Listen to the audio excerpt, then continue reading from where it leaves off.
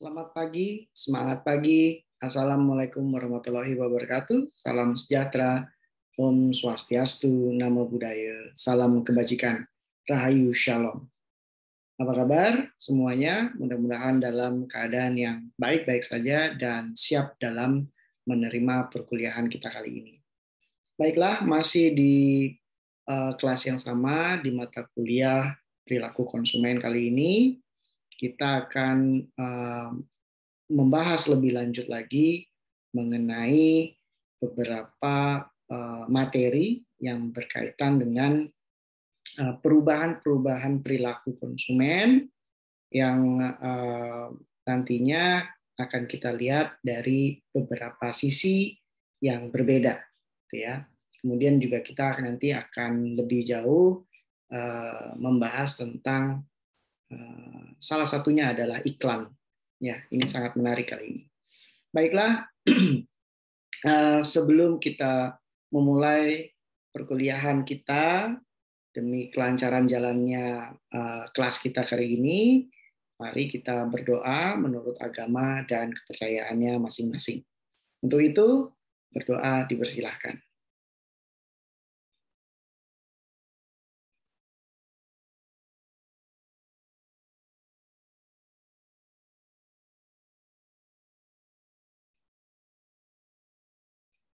Baiklah, terima kasih. Semoga kalian dalam keadaan yang sangat prima dan siap untuk menyerap beberapa informasi dari paparan yang saya akan berikan kali ini. Nah, kali ini sesuai dengan capaian pembelajaran mata kuliah perilaku konsumen, ada beberapa materi yang akan kita bahas terkait dengan perkuliahan kita kali ini. Nah, kali ini sesuai dengan capaian pembelajaran mata kuliah, ada beberapa topik yang akan kita bahas. Memang mungkin terlihat kali ini topiknya sangat sedikit ya, tetapi ini sangat menyenangkan apabila kita menggali lebih jauh tentang apa itu promosi. Ya, nah ini kita akan coba untuk mendalami dan saya akan berikan beberapa ilustrasi nantinya ke depannya. Nah, ada 3 topik yang akan kita bahas. Pertama adalah budaya promosi, ya, kemudian tingkatan-tingkatan promosi, dan juga winning promotion atau bisa kita dengan kata lain strategi lah ya dalam mempromosikan suatu produk, baik itu barang ataupun jasa yang kita jual ke konsumen. Nah, dari 3 topik yang kita bahas, saya ingin mengingatkan, sebetulnya apa sih promosi itu? Nah, kita sering mendengar kata promosi, tetapi kita juga kadang-kadang lupa promosi itu apa ya, gitu.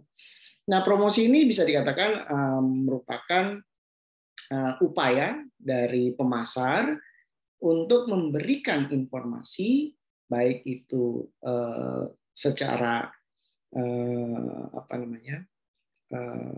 berkomunikasi satu arah maupun 2 arah, gitu ya, atau dengan berbagai arah. Nah, yang seperti apa sih promosi itu? Nah, promosi itu adalah informasi-informasi yang ingin kita sampaikan atau kita sebagai sender information mempunyai atau memiliki berbagai informasi atau data-data yang ingin kita share kepada konsumen atau konsumen dalam arti receiver ya, kalau kita konteksnya komunikasi. Nah, promosi itu apa saja ya? Nah, kalau kita boleh lihat contoh yang ada di depan kita kali ini adalah ada mie instan. Mie instan ini saya rasa kalian tahu semua ya, ini merek terkenal ya, Indomie. Siapa yang nggak kenal Indomie sih? Bahkan kita suka sering melakukan atau menyanyikan jingle-jinglenya untuk plesetan-plesetan biasanya gitu. Atau pagi-pagi seperti ini mungkin cocok kali ya sambil makan Indomie. Indomie seleraku. Nah, itu potongan jingles ya, itu kan dari Sabang sampai Merauke dan seterusnya. Nah, hal ini sangat mengena di kita. Siapa sih yang tidak kenal jinglesnya Indomie ya? Bahkan dengan kata-kata seleraku itu menjadi ikonik sekali ketika kita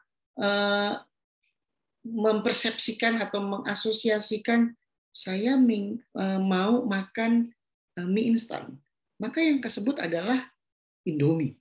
Padahal merek-merek lain juga banyak gitu ya. Tetapi Indomie yang menjadi seleraku. Nah, ini salah satu bentuk promosi ya. Indomie juga tidak hanya menggunakan promosi-promosi cetak ataupun promosi-promosi satu arah, tetapi juga banyak melakukan promosi-promosi gerilya ya, baik itu di pusat-pusat perbelanjaan atau juga menjadi sponsor dari suatu event ya. Nah, ini kerap kali dilakukan oleh Indomie. Nah, ini cukup Indomie ya. Mudah-mudahan sudah mulai agak lapar. Nah, kemudian yang berikutnya adalah Pepsodent. Nah, Pepsodent ini berikan senyum Indonesia. Nah, ini beberapa kali ini juga menjadi ikonik juga ya Pepsodent. Bahkan hampir sama dengan Indomie ya. Ketika kita mau membeli pasta gigi, yang keucap kadang-kadang beli Pepsodent Mbak atau beli Pepsodent Mas gitu.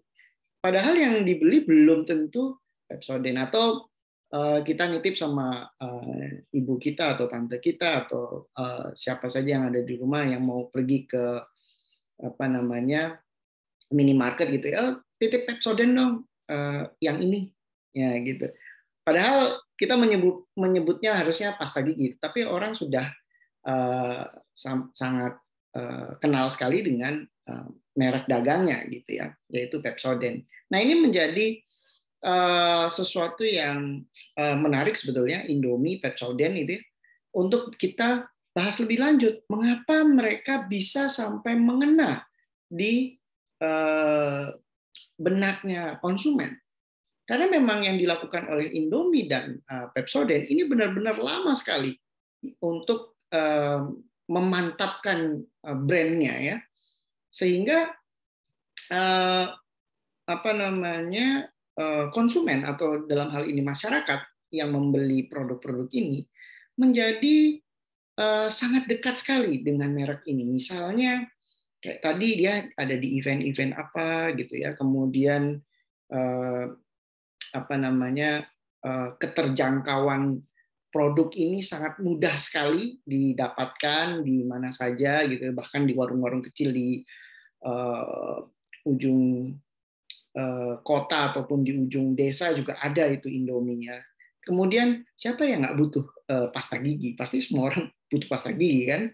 Nah, ini juga Pepsodent membesarkan jaringannya juga gitu ya. Sama dengan halnya dengan Indomie. Nah, ini tadi Indomie, Pepsodent. Kemudian ada juga, nah ini saya ingat sekali. Ding ding ding ding ding ding. Nah, ini juga jingles dari Aqua ya. Nah, kadang-kadang kita melihat iklan-iklan ini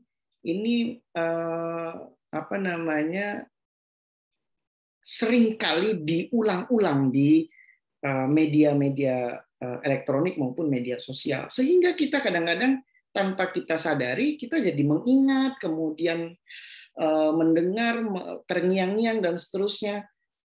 Hal ini memang yang diinginkan oleh pemasar atau perusahaan dalam menjual produknya. Kalau bisa ya mau beli apa saja nyebutnya merek dagang kita gitu ya. Tolong beli Aqua dong gitu. Padahal yang dibeli mungkin bukan Aqua ya, mungkin frozen, nah, mungkin Equil atau apalah gitu. Tapi yang kita sebutkan aqua ketika kita mau makan di restoran gitu ya. Mbak minta aquanya dong, padahal yang dimaksud adalah bukan aqua tetapi air mineral gitu ya. Nah ini beberapa contoh yang ikonik lah ya, Indomie, Pepsodent, kemudian aqua. Nah ini wah saya ada yang di endorse nggak nih ya? Oke, ini intermezzo saja. Nah kemudian saya ingatkan lagi juga ada produk telekomunikasi, yaitu jasa telekomunikasi, yaitu Telkomsel. Dari Telkomsel, dari Telkomsel. Hal ini sangat terngiang dan teringat sekali bagi kalian yang menggunakan Telkomsel. Mungkin handphonenya kadang-kadang kalau ada notifikasi dari Telkomsel, misalnya pulsanya mau habis atau kuotanya mau habis, ada bunyinya gitu. Nah itu juga trik ya, trik-trik yang dilakukan oleh pemasar ya, perusahaan-perusahaan untuk bisa terus diingat gitu ya. Kemudian juga ada Tokopedia.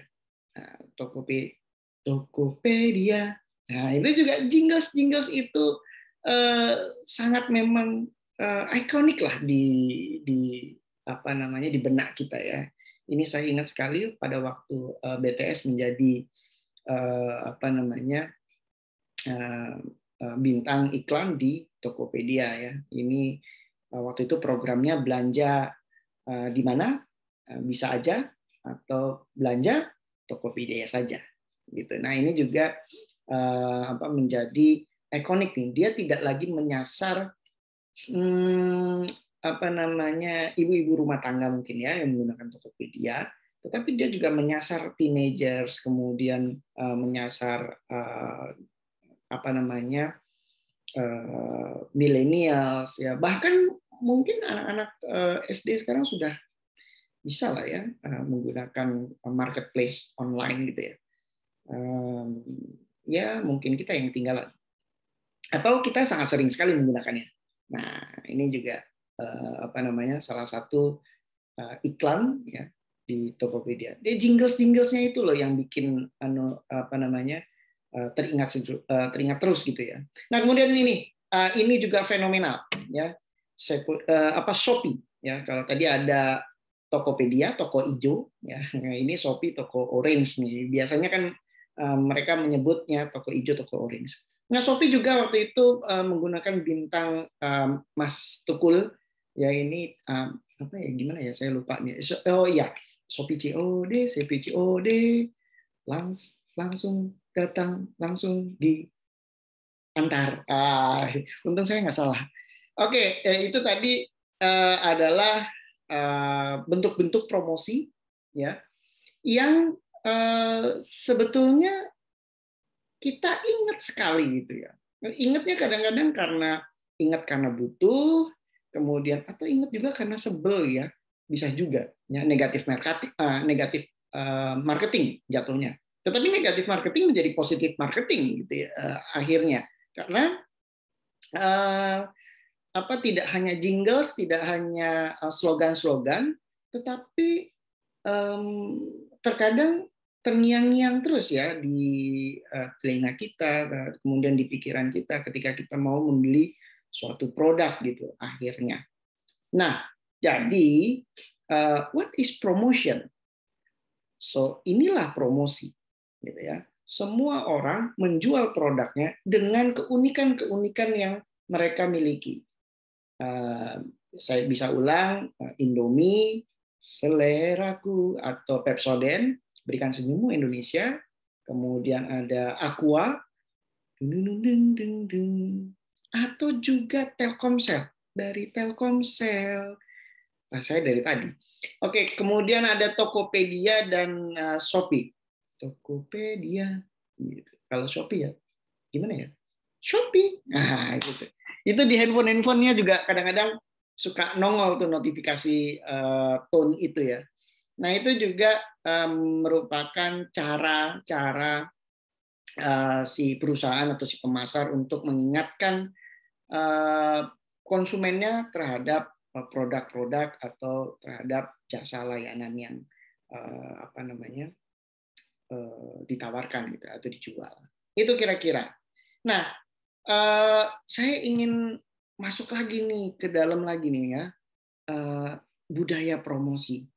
Nah, kalau tadi saya sudah mengingatkan apa itu promosi, ya, atau bentuk-bentuk promosi gitu ya. Nah, kemudian budaya promosi itu yang gimana sih? Nah, pertama budaya promosi itu erat sekali dengan adanya globalisasi.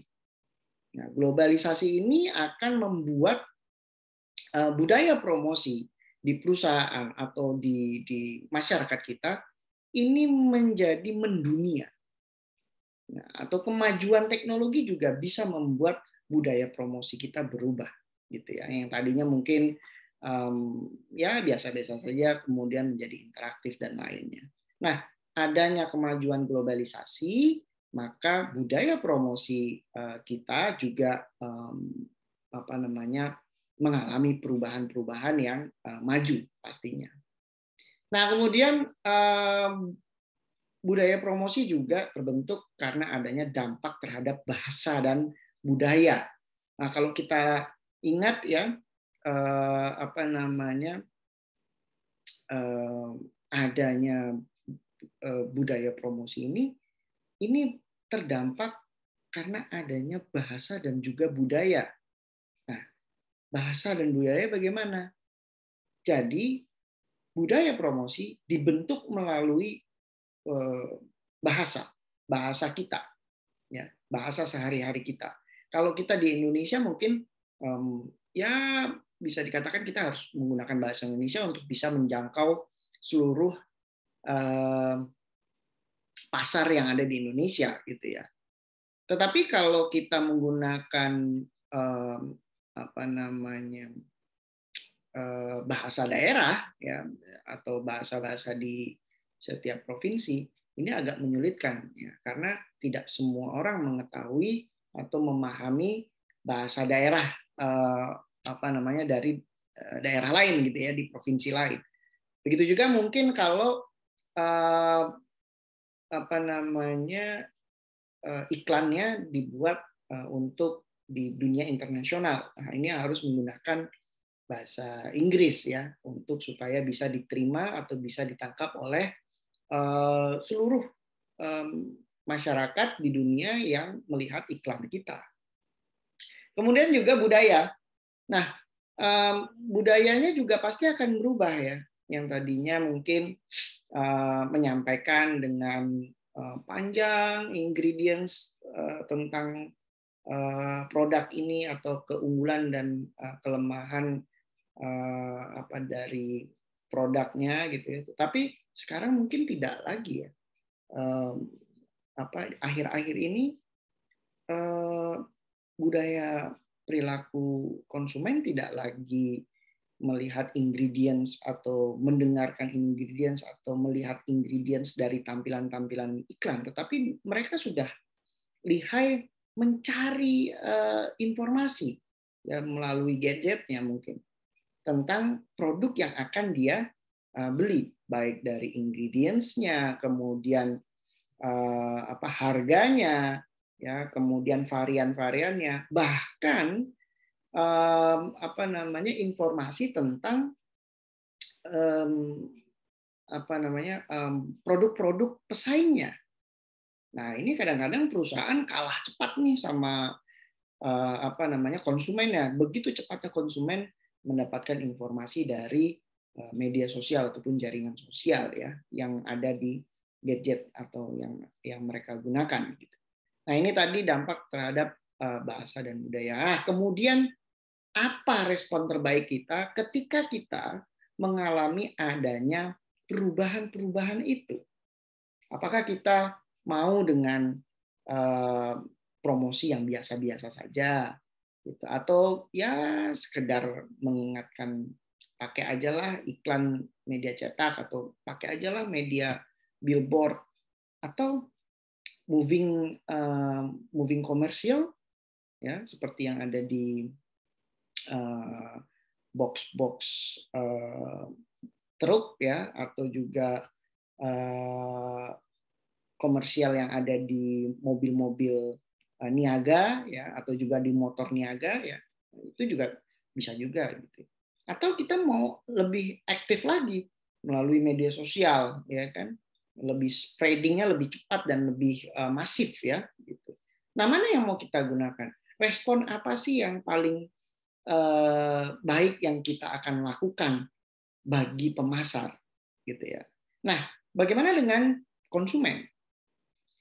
Respon apa yang terbaik dengan menerima budaya-budaya promosi yang baik, yang baru gitu ya.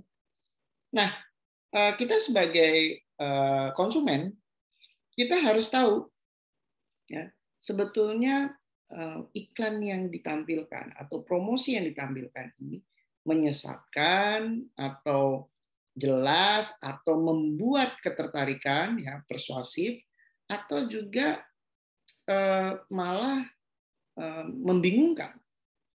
Nah, kita sebagai konsumen, kalau tadi kita sebagai pemasar ya, kita sebagai konsumen sekarang harus tahu kira-kira apa yang terbaik yang kita berikan merespon dari promosi-promosi yang dilakukan oleh pemasar. Jangan sampai kita terjebak sebagai konsumen, terjebak dengan promosi-promosi yang menggiurkan gitu ya.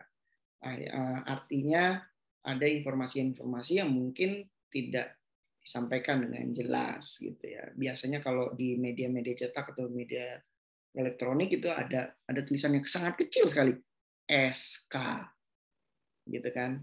Apa SK? Syarat dan ketentuan berlaku. Nah, ini kan tulisannya kecil gitu. Nah, ini kadang-kadang kan kalau kita tidak pintar-pintar mencari informasi, maka kita bisa salah mengartikan promosi tersebut gitu ya. Nah, ini tadi tentang budaya promosi.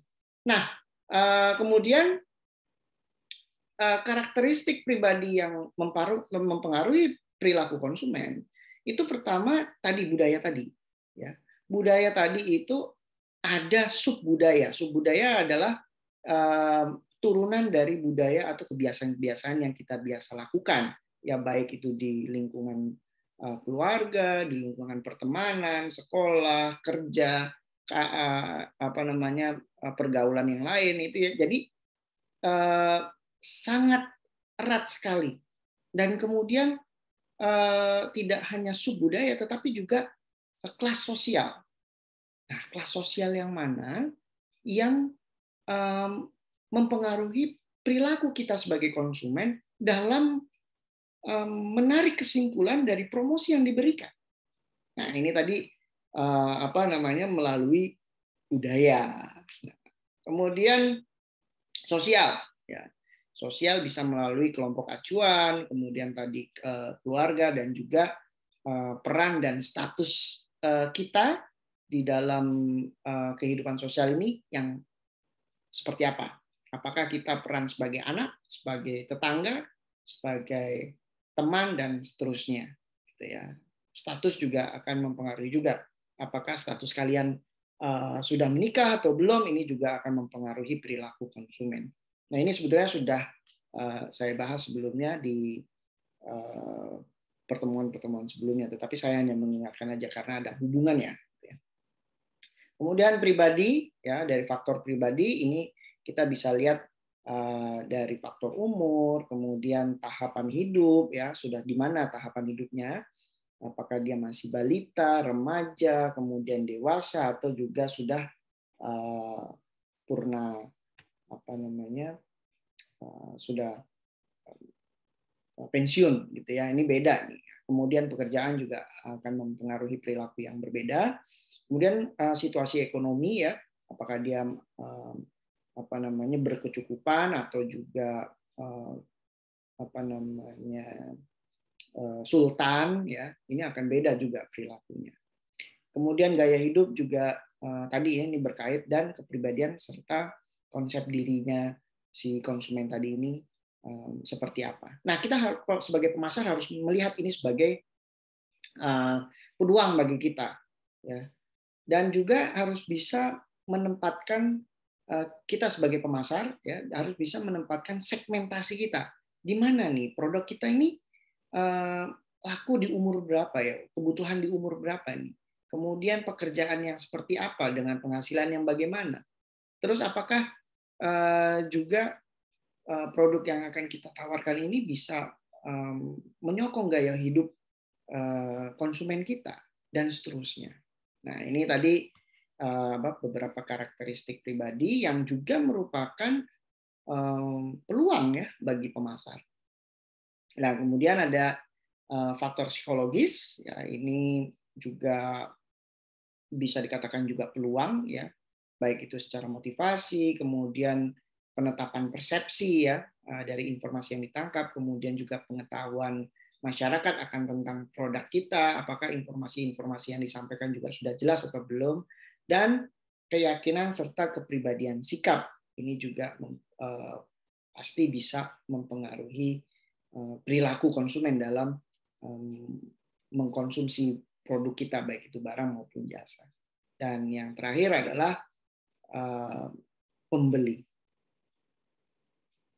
Pembeli memiliki karakteristik yang berbeda-beda sesuai dengan klaster budayanya, kemudian faktor sosial, dan faktor pribadi, serta faktor psikologis yang menentukan pengaruh perilaku konsumen dalam membeli suatu barang. Ya, gitu kira-kira. Nah, ini tadi karakteristik pribadi yang bisa mempengaruhi perilaku konsumen dalam pembelian suatu barang ataupun jasa. Nah, ini kita masuk lagi nih. Nah, sebetulnya bagaimana sih cara mempromosikan atau how to promote? Nah, ini sangat banyak sekali ya caranya. Nah, kalau kalian boleh ingat ya, kita dulu tahu yang namanya majalah. Nah, ini majalah itu tempatnya mempromosikan suatu barang ataupun jasa. Ya, saya ambil contoh ini ada majalah Audio Pro ini. Nah, kemudian isinya adalah tentang hal-hal yang berkaitan dengan audio atau seni musik. Maka yang dijual adalah ya barang-barang alat musik gitu ya, baik itu dari alat musiknya sendiri atau alat yang supporting sound system. Jadi biasanya industri sangat membutuhkan hal ini. Nah, barangnya ditaruh di mana? Iklannya ditaruh di mana? Iklannya ditaruh di halaman-halaman di rubrik-rubrik baca, gitu. Sehingga ketika kita membaca suatu artikel, nanti ketika dibalik itu ada iklan di situ. Ya, iklan jualan gitar, iklan jualan piano, keyboard, atau iklan jualan mic, iklan jualan sound system, dan lain-lain. Sehingga ketika kita membaca, dan ketika nanti kita perlu, maka kita akan buka lagi majalah itu. Gitu ya. Wah, ini kalian sempat merasakan baca majalah nggak ya? Gitu. Saya menyaksikan. Gitu. Oke, ada lagi yaitu di koran. Waduh, sekarang koran tuh sudah digital ya. Tapi tuh kalau dulu ada iklannya, kalau kita lihat di bawah, paling bawah ini iklan dari Matahari. Gitu ya. Ini juga menjual apparels ya, yang dijual di toko di Matahari. Tetapi bisa dikatakan karena teknologi komunikasi belum begitu canggih pada waktu itu, bisa dikatakan ini sangat efektif, gitu ya. Paling efektif pada zamannya, gitu ya. Nah, kemudian majalah sudah, kemudian juga koran sudah, kita lebih maju lagi ketika iklan itu masuk ke televisi dan juga radio. Nah, ini kan Tetapi semuanya bersifat one way, ya, baik dari majalah, kemudian media cetak, koran, ya, televisi, kemudian iklan radio. Ini sifatnya iklan-iklan ini adalah satu arah, komunikasi informasi satu arah.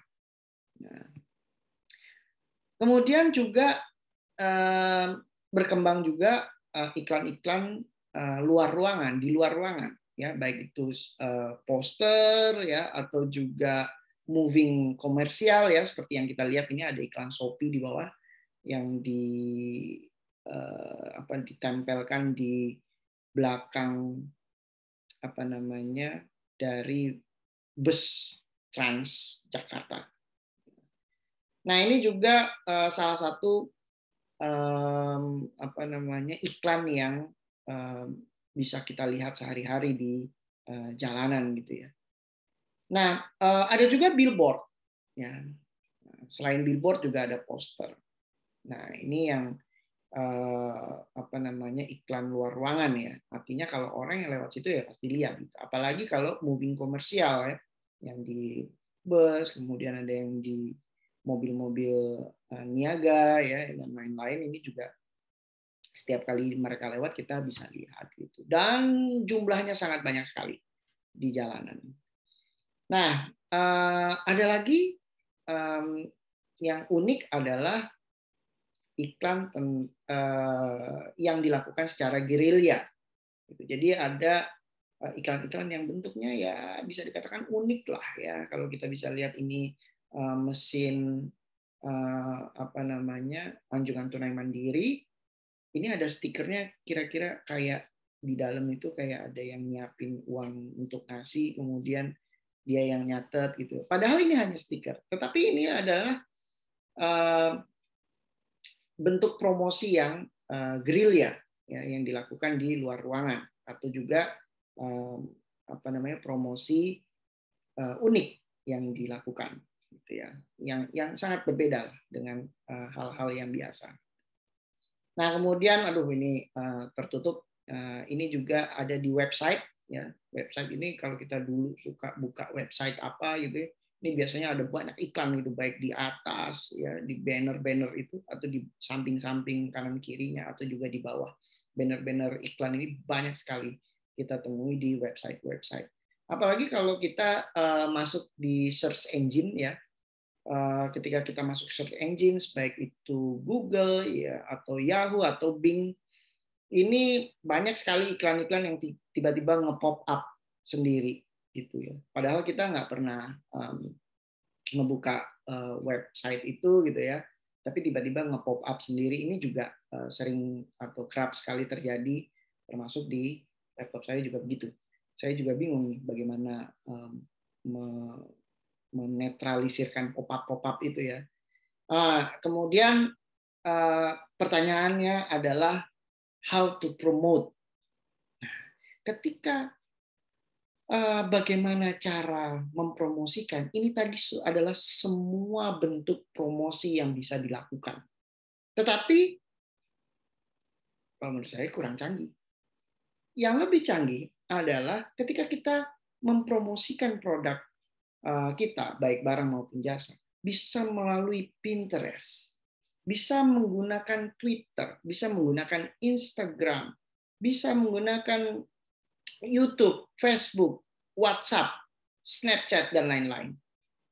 Begitu cepatnya perkembangan teknologi dan globalisasi tadi di depan saya sudah sampaikan, maka budaya konsumen dalam berperilaku juga berbeda, mengalami perubahan-perubahan yang sangat signifikan. Sehingga apa? Sehingga kita sebagai pemasar tidak boleh lagi menggunakan cara-cara lama. Kalau kita masih menggunakan cara-cara lama, maka yang terjadi adalah kita akan kehilangan pelanggan. Pelanggan begitu cepatnya mendapatkan informasi-informasi melalui media via internet. Sehingga kita sebagai pemasar ini harus betul-betul cepat dan tanggap dalam melakukan promosi-promosi yang dilakukan. Nah, jangan sampai kita sebagai pemasar lengah dengan perkembangan-perkembangan yang maju sekali, yang pesat sekali, sehingga kita nanti bisa kehilangan pangsa pasar kita, gitu kira-kira. Nah, adapun bagaimana berpromosi, ini juga nanti akan kita bahas lebih lanjut lagi ya. Nah, ada beberapa hal yang mau saya sampaikan sebetulnya. Jadi kalau kita lihat ada beberapa unsur ya yang menjadi penentu dalam proses komunikasi di dalam promosi.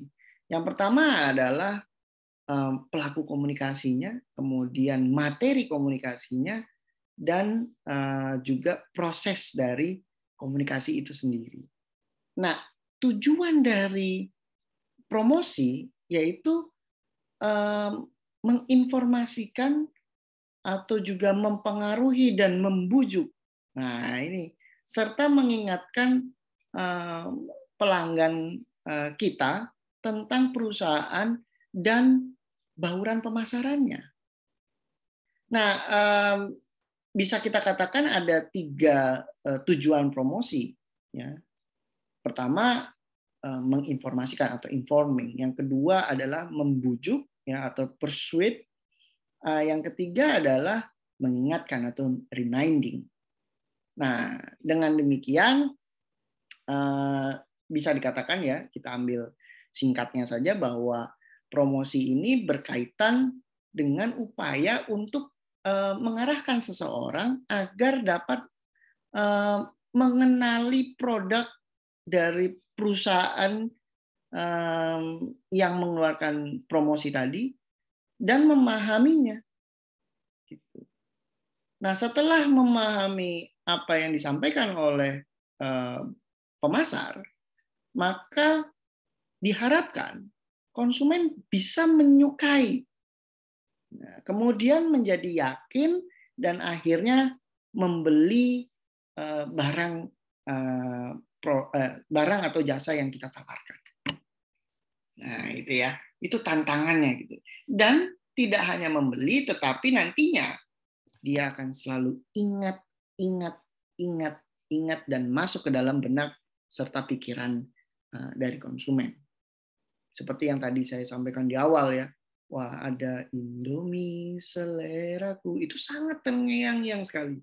Ya, atau juga ada yang Shopee COD, datang langsung diantar, nah gitu dan seterusnya.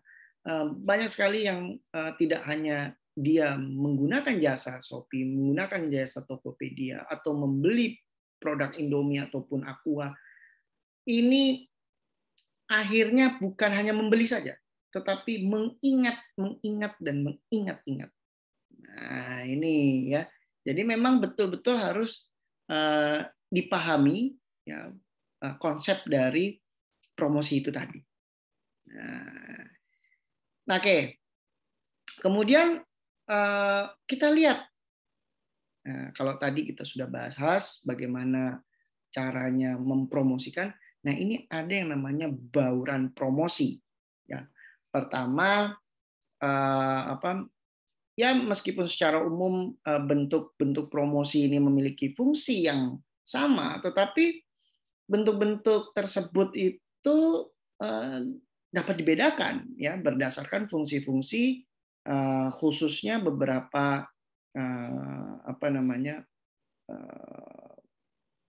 tugas-tugas khusus lah ya di dalam bauran promosi, seperti yang kita lihat adalah advertising.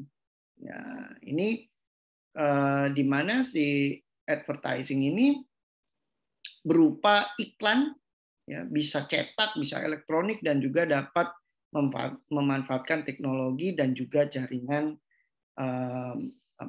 internet, ya, media sosial melalui jaringan internet, atau juga melalui selling, ya, atau personal selling. Nah ini kalau kita ya ada personal selling, ada mass selling, ya, atau kalau personal selling ini komunikasi tatap langsung ya atau tatap muka antara penjual dan juga calon pembeli. Nah, untuk apa? Untuk memperkenalkan suatu produk ya baik itu barang maupun jasa kepada calon pelanggan dan apa namanya tugas dari si petugas personal selling ini untuk memberikan pemahaman sebetulnya.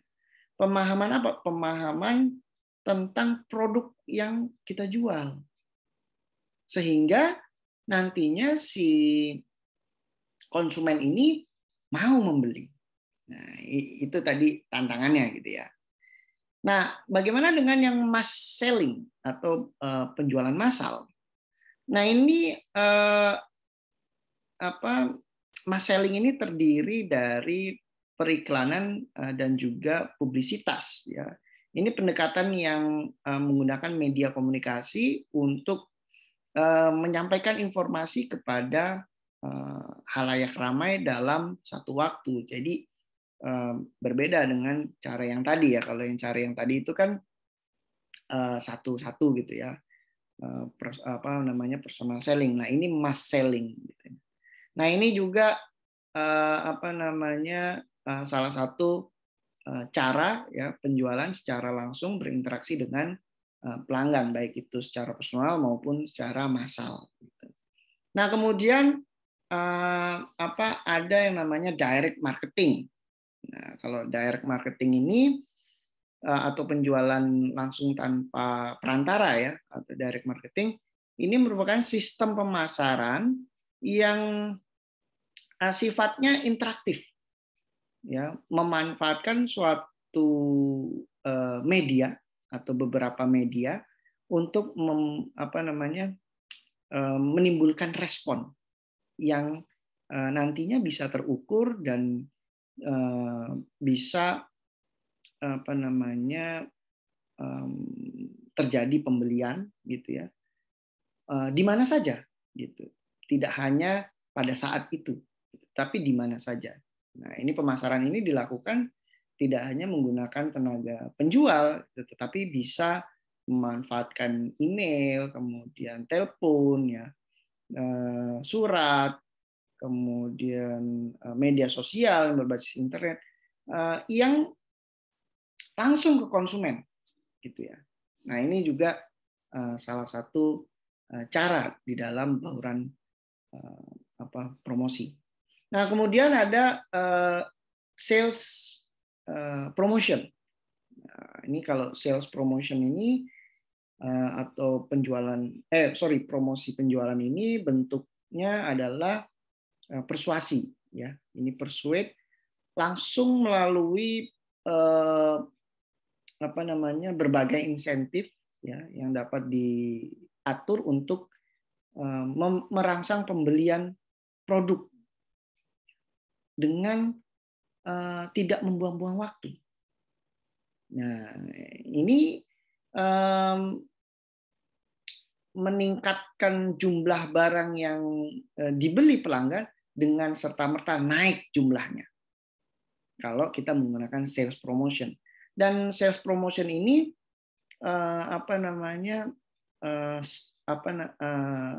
bukan interaktif ya namanya,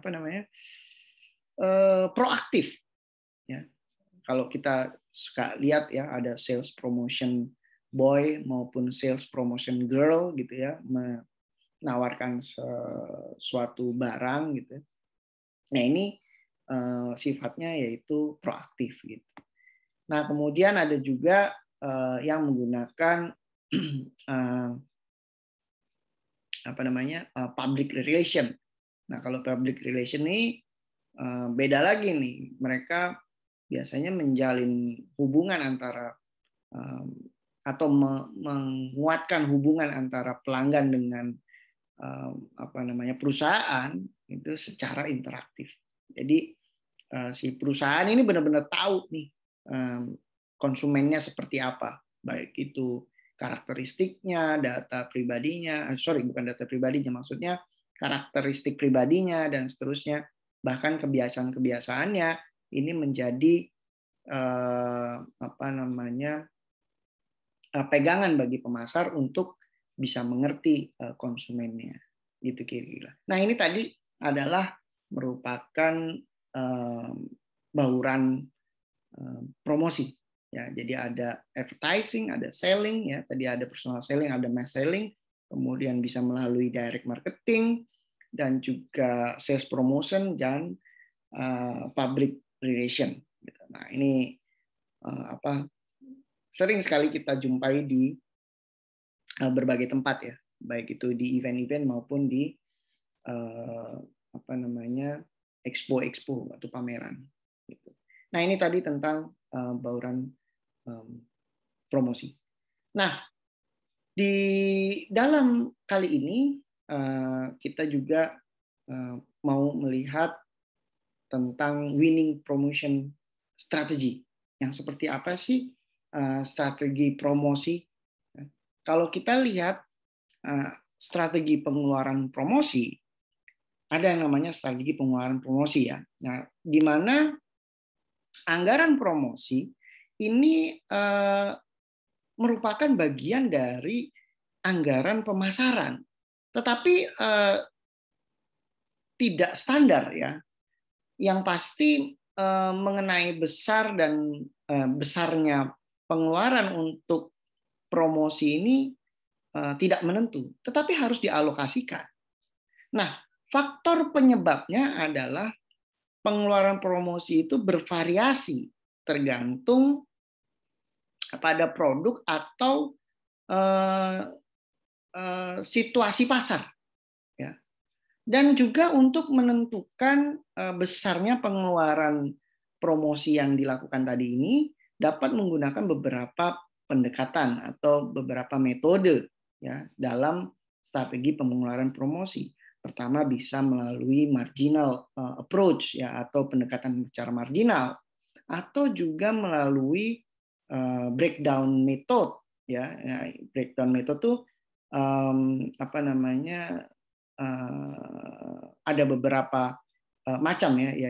Pertama ada percentage of sales approach, kemudian affordable method, kemudian ada return on investment approach, ya competitive party approach.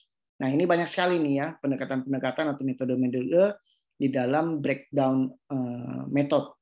Kemudian juga ada build up method ya atau yang biasa di dalam strategi pengeluaran promosi. Kemudian ada juga strategi bauran promosi.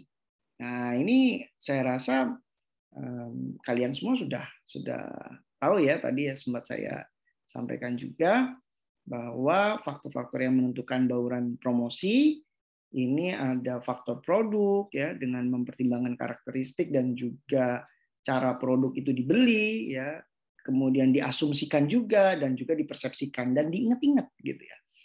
Nah, yang berikutnya tidak hanya faktor produknya tetapi faktor pasar ya, kemudian faktor karakteristik pelanggannya, kemudian faktor anggaran dan juga faktor bauran pemasaran. Kalau kita lihat bauran pemasaran ada dua ya, yang baik yang barang maupun jasa pendekatannya berbeda. Kalau barang pakai 4Ps ya, atau 4P, kalau yang jasa menggunakan 7P, itu dapat 3 tambahan P. Tetapi ini berkembang lagi lebih dalam lagi sebetulnya bauran pemasaran. Nah, ini tadi strategi bauran promosi. Nah, kemudian ada strategi pemilihan media. Nah, kalau strategi pemilihan media, ini tujuan dari strategi ini adalah memiliki media yang tepat untuk mengkampanyekan iklan. Ya. Dalam rangka apa? Dalam rangka membuat pelanggan menjadi tahu.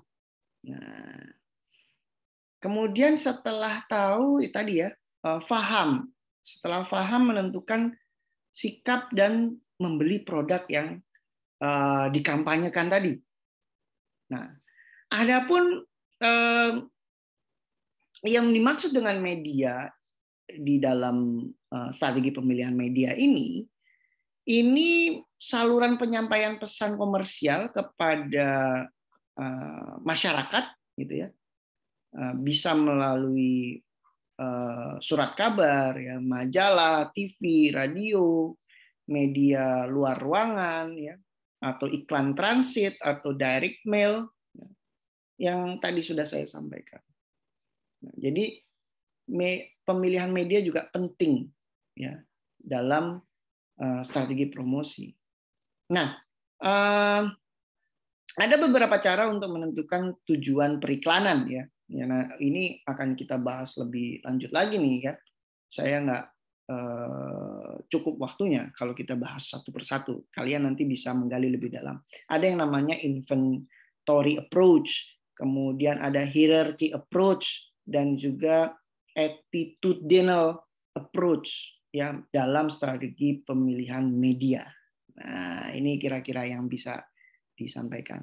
Oh ya, kemudian kalau satu lagi adalah strategi copy iklan atau copy periklanan, atau kita mengcopy. Nah, maksud dari pengkopian ini adalah isi dari iklan. Ini berfungsi untuk menjelaskan manfaat produk dan memberi alasan, ya, kepada pembaca atau kepada penerima informasi kenapa sih harus membeli produk tersebut. Nah, copy yang efektif harus bisa memuat unsur-unsur ketertarikan, ya. Kemudian juga harus spesifik, ya, kayak tadi kan beberapa contoh iklan ya sudah saya sampaikan, mereka menarik untuk diingat, menyebalkan juga kadang-kadang, ya, karena diulang-ulang. Juga harus spesifik, ya, kemudian mudah dimengerti, dan singkat, ya, singkat tetapi bermakna, gitu kira-kira. Nah, pesan-pesan yang disampaikan ini dapat ditampilkan dengan gaya penyampaian yang berbeda-beda, ya. Bisa menggunakan atau bisa memanfaatkan cuplikan-cuplikan kehidupan individu ataupun kelompok, ya, tadi seperti banyak iklan yang sudah saya sampaikan tadi di awal. Kemudian juga gaya hidup individu, ya, kalau kita lihat trendsetter atau di media sosial itu banyak sekali selebriti yang menjadi brand ambassador suatu produk, ya. Ini juga menjadi sesuatu yang baru. Kemudian atau juga menyampaikan informasi fantasi produk, gitu ya. Kita tahu bahwa kemarin juga Tokopedia sempat menampilkan Kak Seto, ya, pakai baju luar angkasa gitu, hijau-hijau, ya. Kemudian ada Mas Indro Warkop juga, ya. Ini juga merupakan fantasi suatu produk, gitu ya. Nah, kemudian suasana dalam iklan tersebut juga bisa mempengaruhi dari perilakunya nanti, perilaku konsumennya. Nah, tidak hanya itu, seperti musik, ya, ini juga bisa menghidupkan pesan seperti tadi, ya, kita terngiang-ngiang tentang Aqua, gitu ya. Tidak ada syairnya tetapi dung dung dung dung dung dung Aqua. Nah, ini juga membuat kita menjadi ingat terus, gitu ya. Atau nada-nada tertentu yang sebetulnya tidak berisi tentang pesan apapun, tapi hanya pengingat, misalnya ding ding ding ding ding, itu udah tahu itu pasti Telkomsel, atau ding ding ding ding ding. Nah, itu juga Tokopedia, atau Nuti, nah itu Shopee, dan seterusnya. Ini musik atau note-note tertentu ini akan memudahkan pemasar untuk memasuki ranah benak konsumen untuk menjadi ingat akan produknya atau barang maupun jasa. Kemudian tidak hanya musik, kemudian simbol-simbol kepribadian, ya juga mungkin bisa menampilkan keahlian-keahlian tertentu dalam iklan. Ini juga bisa menarik perhatian, gitu ya. Nah, jangan lupa juga bukan hanya ketertarikan, juga harus menyampaikan testimoni, ya, testimoni-testimoni yang berisi tentang bukti-bukti ilmiah tentang keunggulan produk, ya. Atau juga bukti-bukti kesaksian dari orang-orang yang terkenal dalam menggunakan produk kita. Maka itu akan menjadi apa ya, keunggulan. Wah, ada testimoni dari selebriti dan seterusnya. Nah, ini merupakan juga salah satu strategi penjualan dan juga strategi motivasi, itu kira-kira. Oh, oke. Baiklah. Saya sudah panjang sekali menyampaikan materi kita kali ini.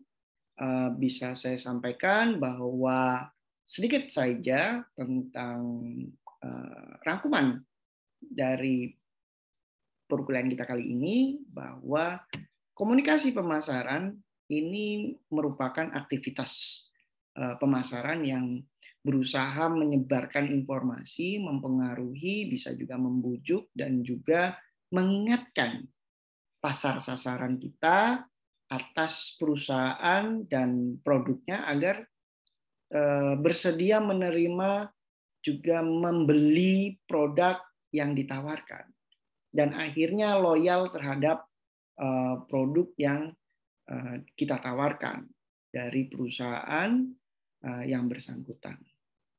Dan beberapa hal tentang promosi yang perlu saya sampaikan adalah setiap promosi yang dilakukan harus mengandung informasi yang jelas, kemudian menarik dengan berbagai macam kreativitas, dan juga tidak menyesatkan. Baiklah, itu saja yang bisa saya sampaikan kali ini. Terima kasih sudah ada di kelas saya. Sampai ketemu di perkuliahan kita yang mendatang. Terima kasih. Selamat pagi, semangat pagi. Assalamualaikum warahmatullahi wabarakatuh. Salam sejahtera. Om Santi Santi. Namo Buddhaya. Salam kebajikan. Rahayu. Shalom.